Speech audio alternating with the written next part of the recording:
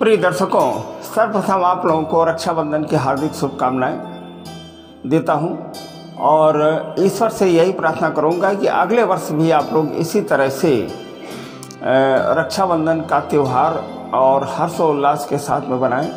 साथ में एक संदेश भी है आप लोगों को, जैसा कि आप लोगों को मालूम है कि हमारे यशस्वी प्रधानमंत्री जी और भारत सरकार 13 अगस्त से 15 अगस्त के बीच में हर घर तिरंगा महोत्सव माने 75 अमृत महोत्सव जो मनाया जा रहा है, इसमें बढ़ चढ़ करके हिस्सा लें और हर घर पर तिरंगा फहराएं और साथ में विश्व पटल पर अपने देश का नाम ऊंचा करें। और नारा है झंडा ऊंचा रहे हमारा, तो इसमें बढ़ चढ़ कर सहयोग करें। मित्रों, मैं के मिश्रा ज्योतिष शोध सेवा संस्थान से आप लोगों के समक्ष वीडियो लाता रहता हूं और आपसे आग्रह मैं यही करूंगा कि हमारे इस चैनल को लाइक शेयर और सब्सक्राइब अवश्य करें। अगर आपको अच्छा लग रहा हो, देखिए ऐसा है कि दबाव में कोई काम अच्छा नहीं होता है। अगर इसमें से कुछ नॉलेज आपको मिल रही हो और आपको ये लग रहा हो कि ये वीडियो हमारे लिए फ़ायदेमंद है, तो आप इसको सब्सक्राइब अवश्य करें। साथ में ही अपने अन्य लोगों को भी शेयर करें।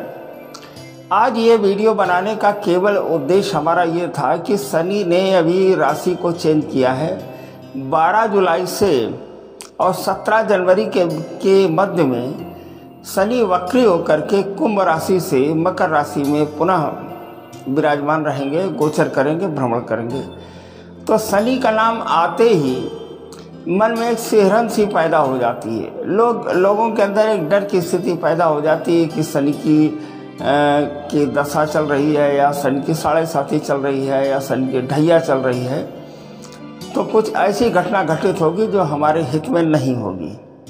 ऐसा नहीं मित्रों, इसके पहले एक वीडियो हमने बनाया था जिसमें हमने ये कहा था कि भगवान शनिदेव को भगवान शिव से एक वरदान प्राप्त है कि कलयुग में न्याय का निराकरण यही करेंगे। तो ये हमारे न्यायाधीश हैं और न्यायाधीश के सामने उन्हीं व्यक्तियों को डरना चाहिए कि जो व्यक्ति लोगों पर अन्याय करते हैं या गलत काम करते हैं, उन्हीं को ही तो जो सज़ा मिलेगी। अगर आप सही कार्य करेंगे तो आप लोगों को कोई भी परेशानी नहीं है, तो लिहाजा डरने की आवश्यकता बिल्कुल नहीं है। तो आज ये वीडियो बताने का केवल उद्देश्य हमारा ये है कि जब शनि अपनी राशि को चेंज करके कुंभ राशि से मकर राशि में प्रवेश करेंगे, तो कुछ राशियों की 7.5 जिनकी समाप्त हो चुकी वो पुनः प्रारंभ हो जाएगी। देखिए 7.5 का जो समय है वो 7.5 वर्ष का होता है। 7.5 के बारे में फिर से हम जो बता देते हैं। शनि के बारे में, शनि का जो गोचर है वो 30 वर्ष का है, माने ये एक राशि में 2.5 वर्ष रहता है। और 2.5 वर्ष जब ये 3 राशियों में गोचर करे, 7.5 का जो कॉन्सेप्ट है वो ये है कि चंद्रमा से 12वें माने चंद्रमा से पहले, और चंद्रमा में चंद्रमा के बाद माने चंद्रमा से पहले 2.5 वर्ष, और चंद्रमा में 2.5 वर्ष, और चंद्रमा के बाद 2.5 वर्ष।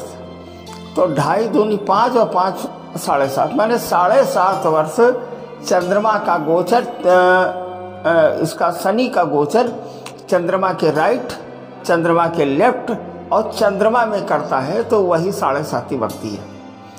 मित्रों, एक बात नॉलेज के लिए और आप लोग जो समझ लीजिए कि शनि अगर आज आपकी राशि में आज आपकी 7.5 हुई है, प्रारंभ हुई है, तो अगले 30 वर्ष बाद शनि उसी राशि में गोचर करेंगे, क्योंकि इनका जो भ्रमण काल है वो 30 वर्ष का है और 12 खाने हैं, 12 भाव हैं। तो एक भाव में शनि 2.5 वर्ष रहते हैं, तो 2.5 का जब हम गुणा करेंगे 12 में तो 30 वर्ष आता है। तो इसीलिए शनि का जो प्रभाव है, अगर किसी बच्चे के ऐसे समय पर आ जाता है कि जो जैसे मान लिया हाई स्कूल करने के बाद शनि का प्रभाव आ गया, शनि की 7.5 आ गई, या शनि की ढैया आ गई, या शनि की महादशा चली, तो ढैया और ढैया के बारे में भी जो मैं बता देता हूँ कि अगर चंद्रमा से शनि चौथे और आठवें भाव में अगर गोचर करता है तो ढैया बनती है, माने केवल एक भाव में 2.5 वर्ष और दूसरे भाव में भी 2.5 वर्ष, माने चौथे और आठवें भाव में अगर शनि का गोचर होता है तो शनि की ढैया बनती है। 7.5 के बनस्पत ढैया कम नुकसानदायक है। वैसे शनि नुकसानदायक है ही नहीं, नुकसान उन्हीं का है जिनका नेचर गलत है, जो लोग ऊट-पटांग का काम करते हैं। मित्रों, सबसे सर्वप्रथम को तो आप लोगों को चाहिए ये कि कुंडली में शनि की स्थिति को सूक्ष्म तरीके से देखें। अगर कोई बात नहीं समझ में आ रही है तो हमारे पास भेज दें, हमारा व्हाट्सएप नंबर इसमें नीचे दिया हुआ है, इससे आप समय ले लें, अपॉइंटमेंट ले लें, कुछ हमारी दक्षिणा है आप भेजें, तो शनि की स्थिति का हम आकलन करेंगे और इसके बाद में आज जो हम बताने जा रहे हैं इस फल को आप मानें।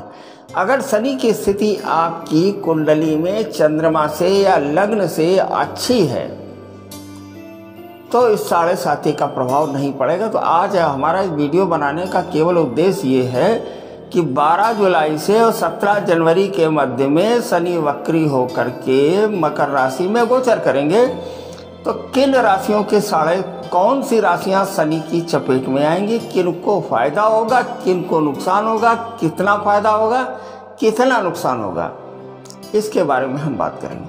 देखिए, डरने की आवश्यकता बिल्कुल नहीं है। हमारा मैं पहले भी बता चुका हूँ कि भगवान शिव भोलेनाथ ने, शनि देव ने जब उनसे ये कहा कि हमारे पास तो कोई काम ही नहीं है, तो उन्होंने कहा एक काम करो, तुम कलयुग में लोगों के अपराध का, माने वहाँ तुम न्याय का कार्य आप करेंगे। तो वास्तव में सही बात है, जो लोग गलत काम करते हैं शनि उन्हीं को ही दंड देता है, वरना शनि न्यायाधीश है, ये हरदम न्याय की बात, न्याय करोगे तो दंड मिलेगा। मित्रों, आइए प्रारंभ करते हैं कि 12 जुलाई से और 17 जनवरी के मध्य में ये कौन सी राशियां इस चपेट में आने वाली हैं, यही हमने अपने थंबनेल में लिखा है। सर्वप्रथम तो राशि कुंभ राशि है। कुंभ राशि से ही शनि ट्रांसफर होकर के, गोचर होकर के मकर में आए हैं। मित्रों, राशि 7.5 का जो आकलन किया जाता है चंद्रमा से किया जाता है। जिन व्यक्तियों की कुंभ राशि में चंद्रमा है और उस चंद्रमा से 12वें मकर राशि में शनि का गोचर हो गया 12 जुलाई से, तो इसका मतलब 7.5 उनकी प्रारंभ हो गई। अब कुंभ राशि की चूंकि शनि स्वराशि है, शनि अपनी ही राशि में गोचर कर रहा है, इनकी जो तीसरी दृष्टि पड़ेगी यहाँ से, इनकी तीसरी दृष्टि पड़ेगी इनके धन के स्थान में। तीसरी दृष्टि इनकी जब धन के स्थान में पड़ेगी और धन में इनकी मीन राशि का स्वामी गुरु है, तो जाहिर सी बात है कि धन में कमी आएगी, धन प्राप्ति में रुकावट आएगी और धन में इन्हें परेशानी होगी। दूसरी चीज वाणी दोष बनेगा और तीसरी चीज परिवार में विघटन की स्थिति पैदा होगी। ये कुंभ राशि वालों के लिए होगा, क्योंकि जो दूसरा स्थान होता है वो परिवार का स्थान होता है, वो वाणी का स्थान होता है, वो भोजन का स्थान होता है। तो आप ये समझ लीजिए वाणी दोष बनेगा, परिवार में विघटन की स्थिति आएगी, आप घर से दूर भी जा सकते हैं।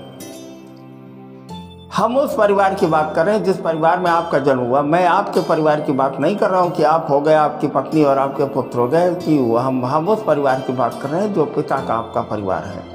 और सबसे महत्वपूर्ण बात यह है कि वाणी दोष की स्थिति बनेगी, क्योंकि यहाँ पर मीन राशि है, मीन राशि का स्वामी गुरु और शनि का गुरु का तालमेल ठीक नहीं बैठता है। तो लिहाजा कुंभ राशि वालों के लिए ये जो 3-4-5 महीने का समय है, जुलाई, अगस्त, सितंबर, अक्टूबर, नवंबर, दिसंबर, जनवरी, माने जो 7 महीने का समय है, इनमें इन्हें सावधानी बरतनी है। अब उपाय क्या करने हैं इसके बारे में भी हम बात कर लेते हैं। पहली चीज़ तो शनि जब 12वें स्थान में गोचर करेगा तो बाईं आँख का ध्यान रखें, क्योंकि बाईं आँख में हो सकता परेशानी हो। दूसरी चीज़ कि खर्चे अनायास बढ़ेंगे, वाणी दोष बनेगा, परिवार की स्थिति में विघटन की स्थिति आएगी। अब बात करते, देखिए ये तो हमने निगेटिव बात बताई, अब जरा पॉजिटिव बात आप जो देख लीजिए। अब जब शनि की दृष्टि पड़ेगी, इनकी पंचम स्थान में भी इनकी जो है शनि की दृष्टि पड़ेगी और इनकी दृष्टि 6वें स्थान में भी पड़ेगी। तो शनि अगर यहाँ से बैठ करके आपको वाणी दोष बनाएंगे, आपको परेशानी उत्पन्न करेंगे, तो यहाँ शनि विदेश यात्रा भी करवाएंगे। ये इनका पॉजिटिव हो गया। आपको करना क्या है, उपाय के बारे में जो बता देता हूँ। ओम सम शनिश्चराय नमः मंत्र का जाप करना है मित्रों, और एक शनि का दीपक जलाना है और शनि की आराधना करनी है। ये कुंभ राशि वाले इसको अवश्य करें। देखिए शनि इनका कुछ बहुत ज़्यादा नुकसान इसलिए नहीं करेंगे क्योंकि इनकी राशि ही कुंभ है जिसका स्वामी शनि, और कोई भी व्यक्ति अपने घर को खराब नहीं करता। तो ये बात तो हो गई हमारी पहली राशि की। पहली राशि जो है 12 जुलाई से और 17 जनवरी के मध्य में ये चपेट में आएगी। तो हमने इसका नेगेटिव भी बताया और इसका पॉजिटिव भी बताया। अब जो हमारी दूसरी राशि आएगी, वो दूसरी राशि स्वयं में मकर राशि आएगी। स्वयं में मकर राशि जब आएगी तो मकर राशि का स्वामी ही शनि है, तो लिहाजा स्वास्थ्य बहुत बढ़िया रहेगा। इस राशि के बारे में सबसे पहले हम पॉजिटिव बात कर लेते हैं। स्वास्थ्य बहुत ही बढ़िया इनका जो रहेगा, और इनकी जो दृष्टि, तीसरी दृष्टि इनकी पड़ेगी, वो तीसरे स्थान में पड़ेगी, पराक्रम के स्थान में पड़ेगी। और पराक्रम के स्थान में भी मीन राशि यहाँ पर पड़ेगी। मीन राशि का स्वामी गुरु है। इस छोटे भाई से तालमेल को बचा करके रखें। तालमेल को अगर ये बचा करके जो रखेंगे छोटे भाई को, यात्राएं होंगी इनकी और बहुत अच्छी यात्राएं इनकी होगी। कारोबार से संबंधित इनकी यात्राएं इनकी होगी, और पत्नी से और या ससुराल से धन प्राप्ति होने की संभावना है। तो लिहाजा जो इनकी दूसरी राशि, इनके लिए उपाय जो मैं बता देता हूँ कि इनको करना क्या है। देखिए साढ़े साथी में सबसे पहले तो करना ये होता है कि इस जो शनि का प्रतिनिधि है, जैसे अपाहिज व्यक्ति हो गए, हमारे श्रमिक वर्ग हो गया, घर में बुजुर्ग हो गए, जो शरीर से अस्वस्थ है, इनकी सेवा करनी है। ये अच्छी तरह से समझ लीजिए। और एक शमी का वृक्ष, एक पेड़ आप ला करके लगा दीजिए। शनिवार को उसमें आप दीपक जलाइए। शनि का मंत्र है एक बीज ओम प्राम प्रीम प्रम सह शनैश्चराय नमः, इस मंत्र का जाप करें। तो चूंकि मकर राशि का स्वामी भी शनि है, एक चीज और देखनी चाहिए कि अगर मकर राशि में जन्म के समय शनि की स्थिति अगर अच्छी नहीं है, तब प्रभाव इसका कुछ अलग होगा। और ये अच्छी है अथवा नहीं है, इसके बारे में तो निराकरण कोई आचार्य ही जो कर पाएगा, ये आप हमारे पास भेज दीजिए। अब बात कर लेते हैं जो हमारी अंतिम राशि है कि तीसरी जो हमारी राशि है वो है हमारी धनु राशि। अगर धनु राशि में चंद्रमा है तो शनि की तीसरी साढ़े साथी प्रारंभ हो जाएगी। तीसरी साढ़े साथी प्रारंभ, और धनु राशि की तीसरी साढ़े साथी अच्छी होती है। इनका जो एक तो वाणी दोष तो बनेगा ही। देखिए मिर्चा तो मिर्चा है। शनि हरदम सत्य बोलता है, कड़वा बोलता है, ठीक। और मुंह में अगर किसी भी तरीके, देखिए खान पान को आप लोग अच्छा रखें, खान पान बिल्कुल भी ना बिगाड़ें, क्योंकि धनु राशि का स्वामी गुरु है।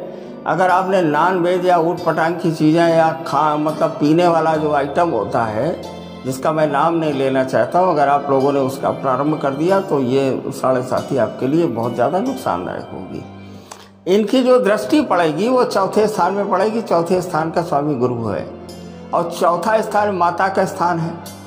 चंद्रमा मनुष्य हो जाता है, इस भाव का स्वामी कारक तो चंद्रमा ही होता है। तो चंद्रमा पर जब शनि का प्रभाव पड़ता है तो चौथे स्थान का प्रतिनिधि माँ है। तो माँ के स्वभाव में माँ से संबंध बिगड़ने की संभावना रहती है। माँ का स्वास्थ्य खराब हो सकता है, माँ को मानसिक रोग हो सकता है। तो मित्रों, धनु राशि वालों के लिए ये एक बहुत ही माने इंस्ट्रक्शन है उनके लिए कि माँ का विशेष ध्यान रखें। देखिए आपका माँ कुछ समय के लिए है और माँ से बड़ा कोई स्थान नहीं है। पहले माँ बाद में धरती माँ, क्योंकि माँ ही आपको धरती माँ पर लाई है। तो माता से बड़ा ईश्वर का भी स्थान नहीं है। और ये जो चौथा स्थान है भूमि भवन और वाहन का स्थान है। अगर आपके पास प्लाट कोई पड़ा है, ये इसकी पॉजिटिव बात है, तो आपका प्लाट बनेगा, इसमें कोई दो राय नहीं, क्योंकि ये शनि रोड़ा और ईंट का कारक है। अगर प्लाट आपका है, इस अवस्था में आप भूमि ना खरीदें, इस अवस्था में आप, इस दशा में आप वाहन ना खरीदें। अगर वाहन आप खरीदें तो at the time of birth, जन्म के समय शनि की स्थिति को देख लें। अगर अच्छी हो, गुड हो, डिग्री वाइज हो, और चौथे स्थान पर किसी भी प्रकार का कोई निगेटिव इफेक्ट शनि के अलावा कम से कम 3 और ग्रह, राहु, मंगल और केतु जैसे सेपरेटर ग्रह, जो उस भाव के कारकत्व को नष्ट करते हैं, अगर उनका प्रभाव नहीं है तो वाहन आप खरीदें। रंग किसी आचार के माध्यम से आप निश्चित करें। मित्रों, ये तो हमने 3 राशियों के बारे में बात की, और जो हमने अपने थंबनेल में लिखा, क्या करें, मेरे सामने मजबूरी होती है, आप लोग थंबनेल में जो लिखा होता वही वीडियो आप लोग देखना जो है पसंद करते हैं। तो हमने ये लिखा है कि 3 राशियां इसकी चपेट में आएंगी। देखिए, भोजन जब बनता है तो भोजन में हर एक चीज़ आपके अनुकूल नहीं होती है। कुछ चीज़ें अनुकूल होती हैं, कुछ आपके लिए प्रतिकूल होती है। जैसे अगर आप मिर्च नहीं खाते हैं तो सब्जी में अगर मिर्च पड़ा है तो आपके लिए फ़ायदेमंद नहीं है, लेकिन अगर खीर रखी है तो आपके लिए फ़ायदेमंद। यही हाल हर ग्रह का है, यही हाल हर महादशा का है।